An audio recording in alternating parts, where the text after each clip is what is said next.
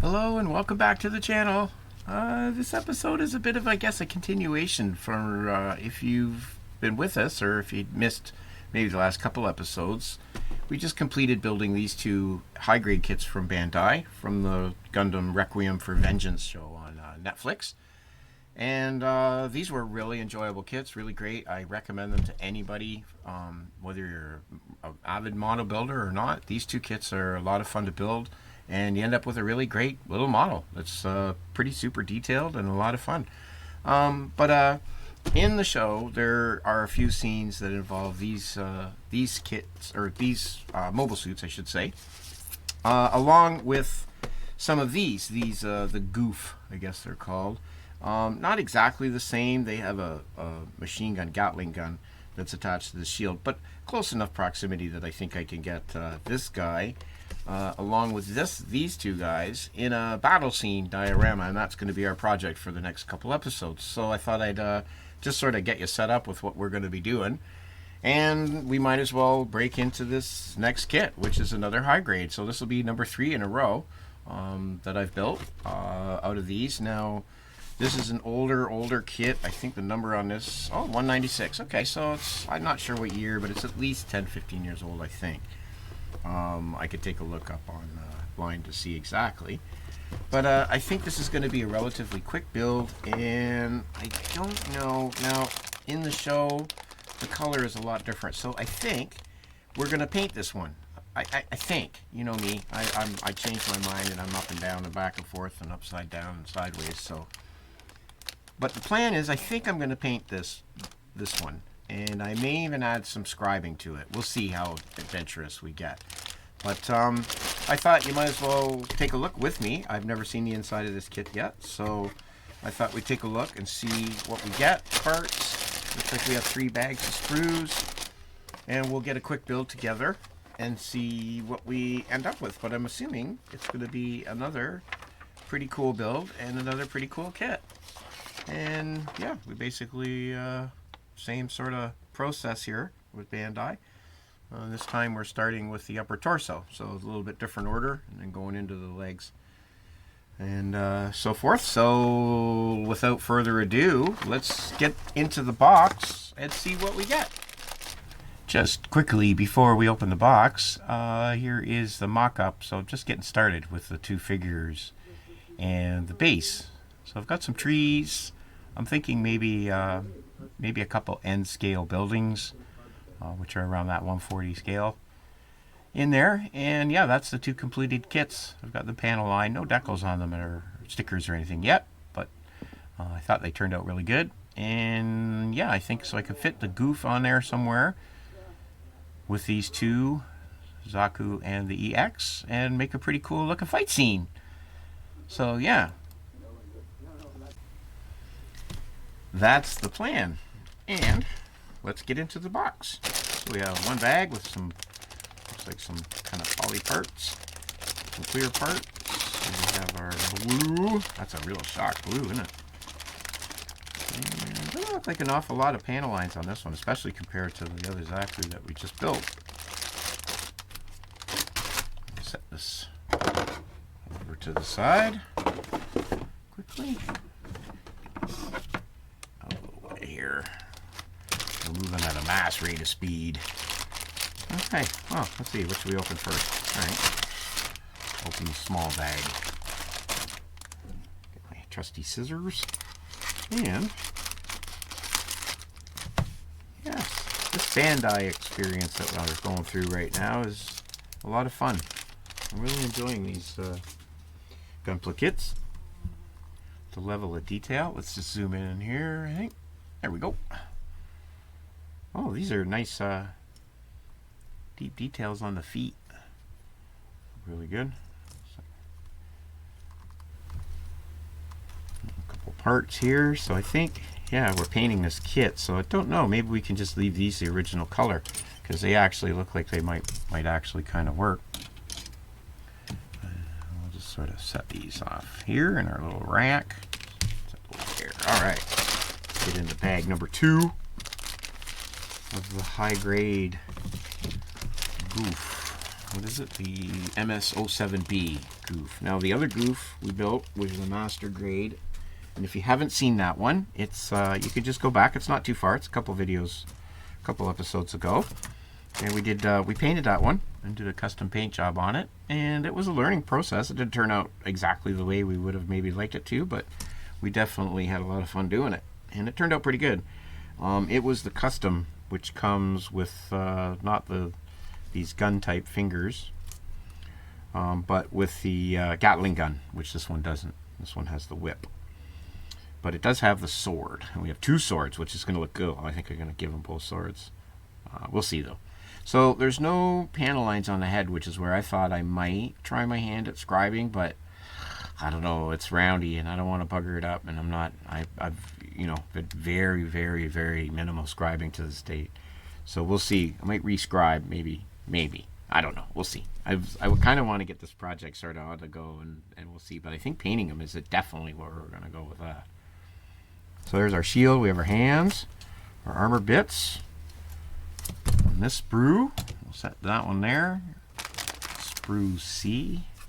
Now here's the darker blue, the tone. There's our hoses, our other armor bits, our skirt, our midriff, and the inside of the shield. Alright, cool. And we do have clear parts to fit in here, which is cool. I like these little parts there, so we'll definitely leave those. There's sprue D. We got G2. And here we get into bag 3. Yeah, these high grade kits are a lot of fun. They're quick, easy, you know, relatively. Not complicated. Now, we've built so far a perfect grade, a couple master grades. Here's our stickers. Now a couple high grades. And I guess I'm looking to build the mega size still, which is a 1/48 scale, and the real grade, which I have 2 of the real grades. So yeah, here we go. No panel lines really, not much at all. So this is, if for someone like wanting to, there's a lot of opportunity to do a lot of panel lining on this kit because it's relatively smooth. So there we go. It looks like we have 2 heads. 2-headed GOUF. That's sprue A with our horns. Now we have this other gray color, which is like a lighter color. Backpack. Matte coat on top of this, and this might just be fine. Our backpack components, some of our frame bits. Looks like. Love the detail in these kits. There's our sprue B and A. Set you right there. Set you right there. And finally, sprue C. We got our slippers, our guards, some more armor bits, our normal hands, as opposed to our gun hand, and a shield. So, hand guards and our little foil sticker. So, there you go. Yoink! Nice. Now, we do have water slide decals. For the Zaku, or not the Zaku, but for the Xeon emblem on the chest and stuff like we saw in the clip from the show. So we should be able to add those details to it and really, you know, sort of make it look well, as good as we can anyway. So, yeah, let's get into her. Let's see what I think I should do in anticipation, as I have my instructions already set up. So I think I'll set my sprues in here. And because of the engineering of these kits is so amazing, and with the miracles of 21st century technology, we now have the enhanced experience of the Bandai box build. So I think that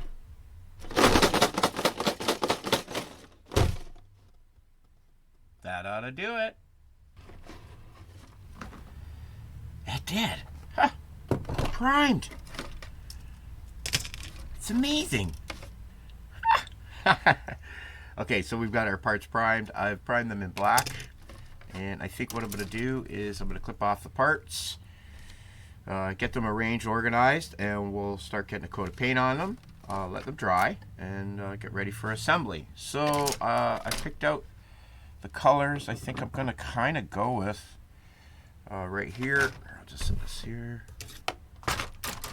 So this is going to be our main blue. This is going to be the dark segments.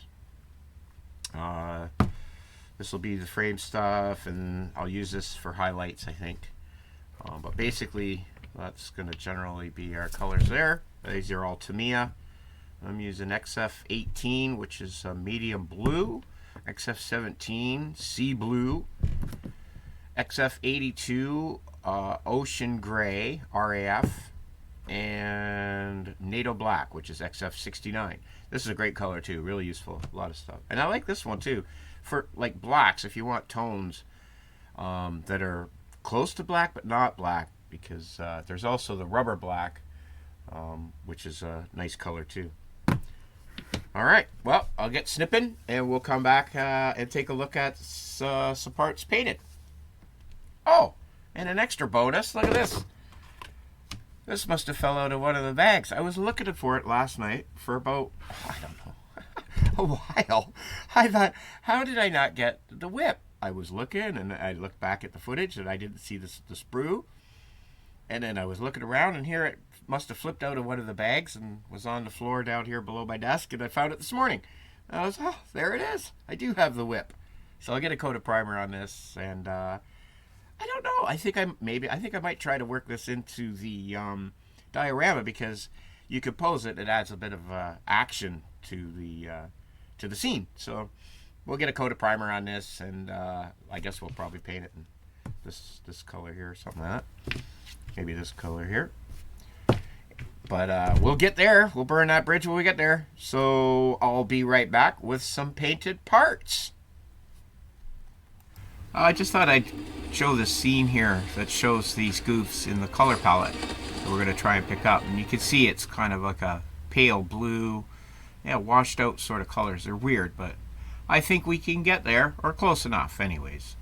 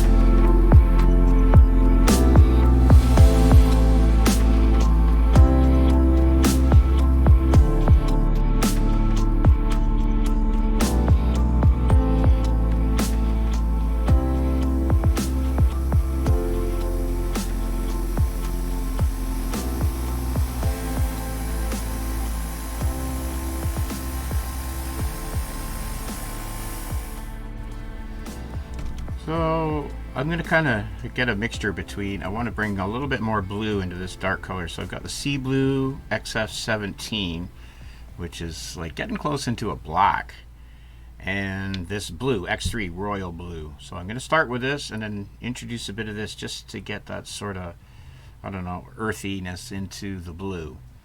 And we'll see what we get for the midriff and the you know, the groin panels, the middle part there of his body. So here we go.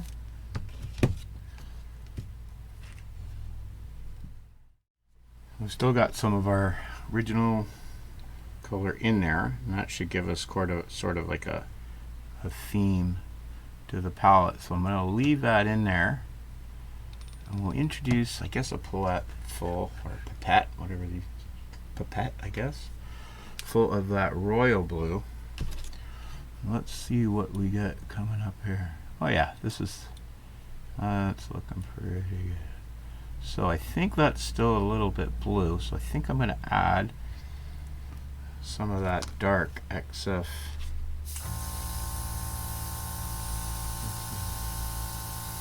Yeah, it's got a bit of that dark blue, so I think we'll add some of this to it now, the sea blue. And we'll give it a drip of that. I think I can get in there with this one.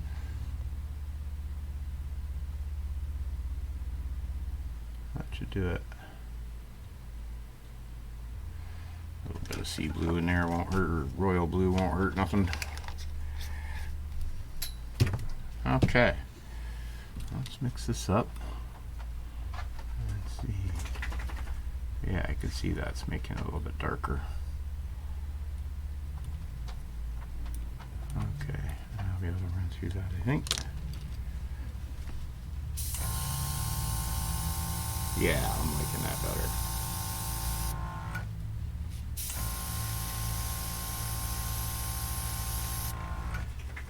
Yeah, that works. Alright. Clean off my brush here. What are you doing over there, Tina dog? Huh? You got your Sharky? She's got her pool toy, her little baby shark. She loves this thing. I don't think a shark has ever gotten as much love. Okay, so here, we're into these ones. Let's give this a shot. Shall we? What's that? Something in there.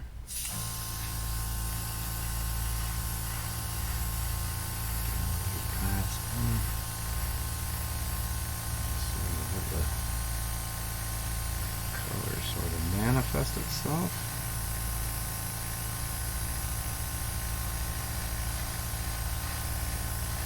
I think with this dark black underlay, it's going to help us get that, you know, sort of deep tone. And then I can either, if I dry brush, I'm not sure, we could dry brush, or I could lighten this up with a lighter gray to give it a bit of fading. So we'll see which route we go. I'm getting a little spatter going on here.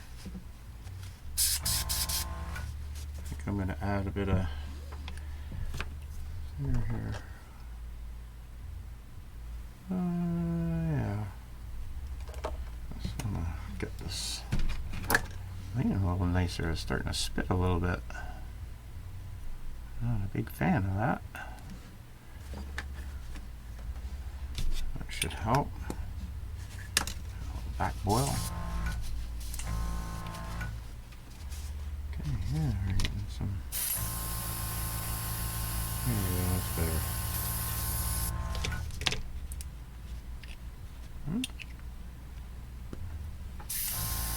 Okay, there we go.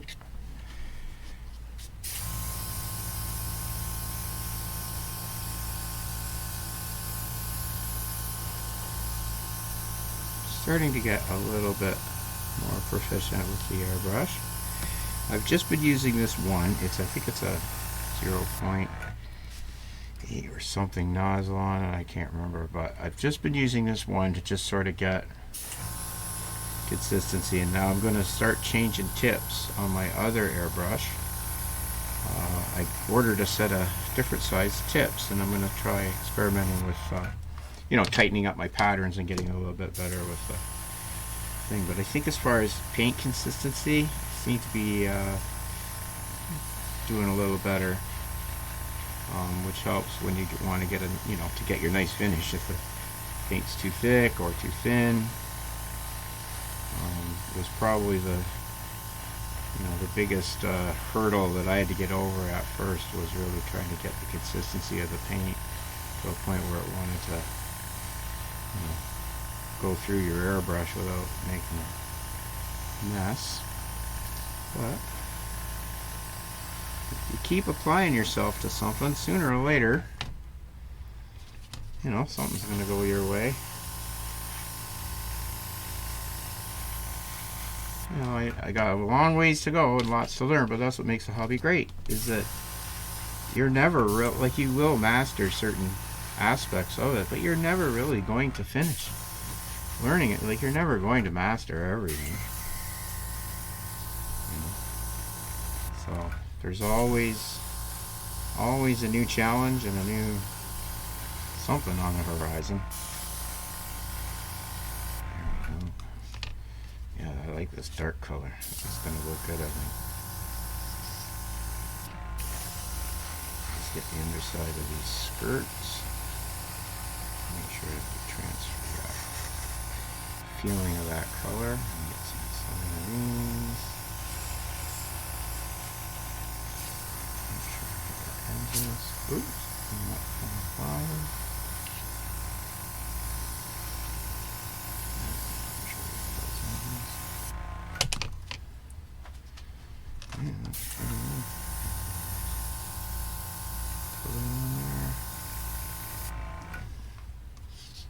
Okay, we got a little bit of spittage there at the beginning, but I think we'll be okay. Get a nice coat over top. Okay, there's the dark blue. I think that's a nice combo.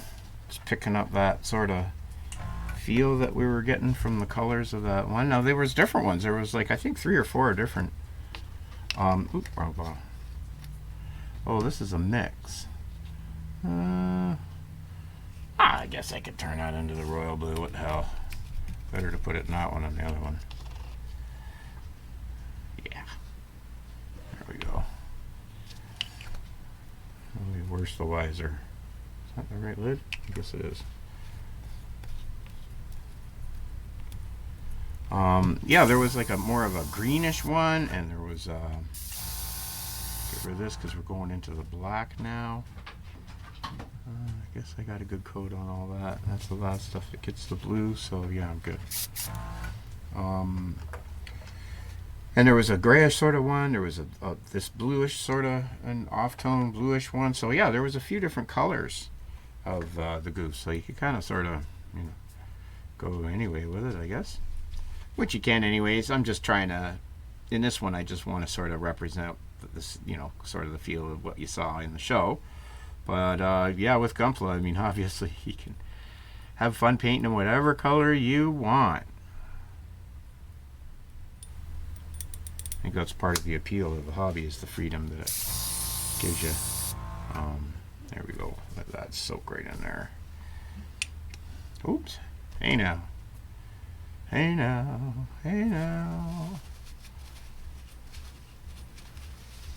Okay, we'll get you cleaned up once we're done.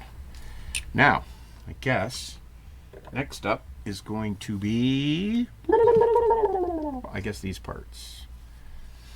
Backpack. That's going to be this dark gray, and then we've got the rubber black for the feet, the NATO black for the backpack, and all these other little bits. And I'm going to use, I'll prime it in the dark color for the whip, and I'm going to use this, I think it's dark NATO, oh, that's a NATO black, which I'm going to use for the primer coat for the whip. And for the whip here, we are going to use this, which is XF56, and it's a metallic gray, and I think that's going to look really cool on this. So, yeah, you know. Okay, so let's see. Might as well mop that little bit of a mess up. Our temporary spray table, and let's mix up. I guess we're into the NATO black. So we'll give her, or should I use the sea blue? What do you think? Nah, we'll use the NATO. Our handy dandy paint mixer. I don't know if you saw that episode. I think we did a review on this thing. It's who makes this? It's a great little mixer. Oh, just as a tattoo mixer. The Shaker by Tattoo, I guess, whatever. GA01. I don't know. I got it on AliExpress. It was a pretty good deal. And let's see. I've been using it, wow, daily for a couple months now. 2 or 3 months. And it's working like a champ. Great little thing. If you haven't got one yet, get yourself a paint shaker. It really will change everything really for you as far as your paint goes.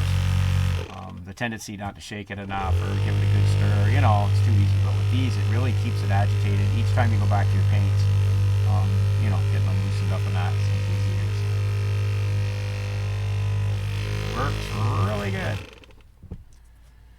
Okay, so gray. Now I think I want to empty out this blue as best as possible. I'm just going to spray that into here.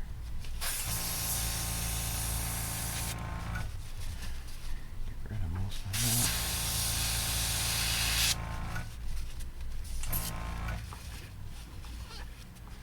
It's good enough. I'll drop a bit of clean IPA in there. I'll run a bit of that out. That looks probably good enough.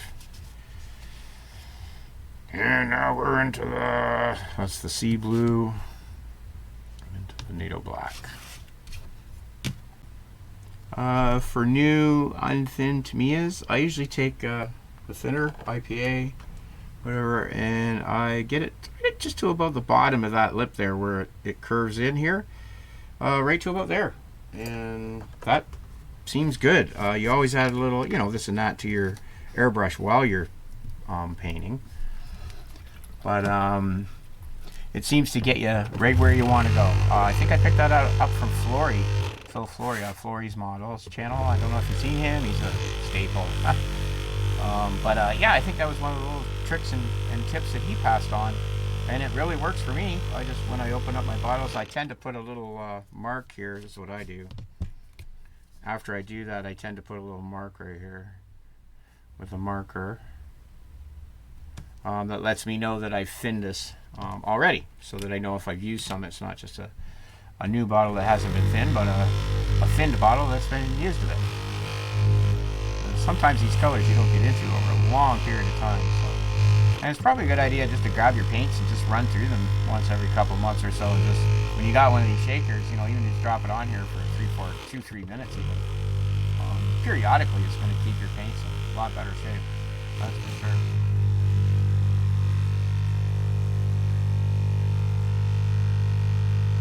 Yeah, I love this little thing. That should get us where we need to go. And I think I can use the same one. If we pick up a little blue, that's what I mean with the theme that we're going. If we pick up some blue and with our color,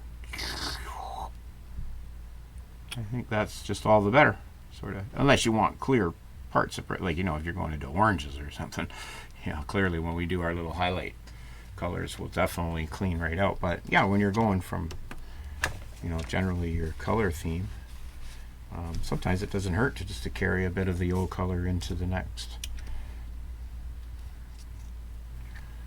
Okay, so I got some NATO black on it. See how you want to spray. It seems to be coming out just fine.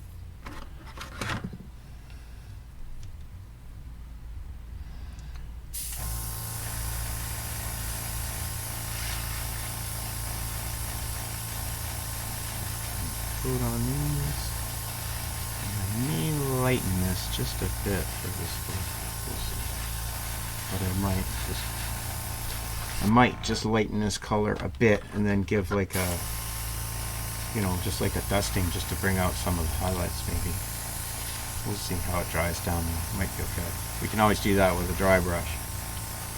So, but I've been trying to like avoid the dry brush. It's one of the first techniques I learned. I think maybe one of the first techniques modelers learn that you know, that's sort of a paint trick kind of thing, and it's easy to lean on it, because it does work well, and it does, you know, it does what it does. But I think, you know, as you can tell, something that's been dry brushed usually by looking at it. But yeah, I think it's nice to try to find other ways to try and get that same detail effect. Not that there's anything wrong with it, of course. And just, you know, when you're, you know, after you've been trying to learn new skills for a few years, you start to progress, and that's all. I think you want to try to sort of try new techniques. As far as weathering, obviously, you want to be inspired. Just go watch Night Shift. Some of those guys, Night Shift's a good one. He's just takes it to the next level. Plasmo, the King Plasmo. But yeah, I mean, it's great.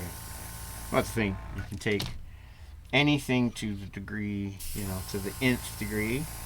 But there's a lot of fun and enjoyment to be had all in between. So there's no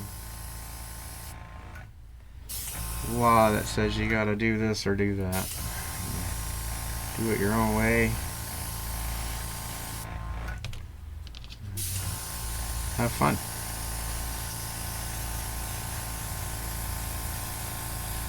That's why I do this, is because I just have a riot making stuff. And being a little bit physically disabled too. I mean, I'm not, a lot of things are shut off to me just due to the physical nature of my injuries. So, it's good to find something that you find pleasure from and you don't feel shut off. Okay, that gets those dark gray pieces done. Woohoo, we're rocking. There's our dark blue, our light blue. Now we can get into our black. So I guess I'm going to hit this with the NATO black because it'll work good as a primer for this. And just get a coat on our whip here. Just get something for that metallic to sort of work on.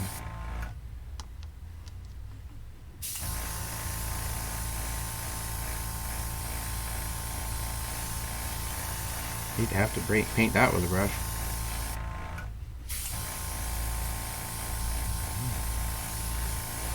Okay. Gets a coat on there. And next is rubber black. Put you back. Sometimes I'll even give this a swirl. Just dump what I get back out of there. Waste not, want not. My mammy always told me.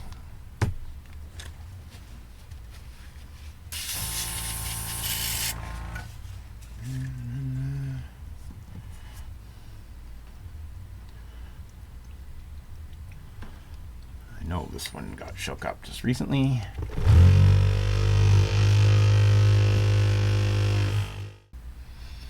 Okay, that gets the main paint work done on our high-grade GOUF. What a weird name. Our high-grade GOUF. And yeah, I like the colors. There's the dark blue, the way that it turned out so far. Gives us lots of room to bring out some highlights, whether we decide to dry brush or maybe do some highlights with the airbrush. And there's the light blue, which I think is really nice. I think they look good together. There's the one dark one and the light one. Doo-doo. And our two tones, we've got our gray, and I threw a bit of that metallic gray on some of these parts. I left it off of the main backpack, but I put it on the thruster pits. And there's the NATO black for our feet and stuff. And there is the metallic gray. Nice color, this, for the whip. So I hope you join us for part 2 when we put it together and take a look and see how she looks. And we'll get them mixed in with the other 2 high grades for our Requiem for Vengeance display. So I hope you join me next time. Until then, I'm the model student. Thanks for watching, and we'll see you next time. Bye.